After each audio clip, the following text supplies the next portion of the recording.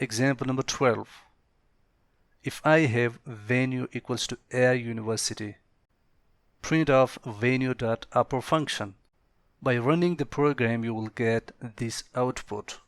Look, venue is the name of the variable.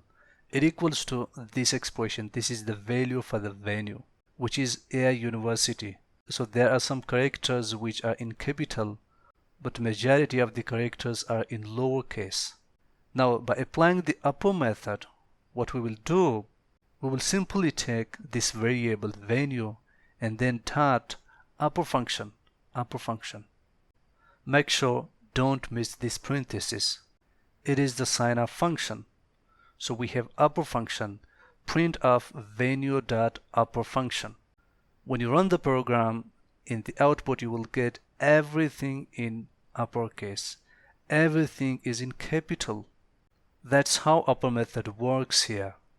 In practical life, you may need this method at some stages where you simply want everything in uppercase. So you can solve your problems by using the upper method.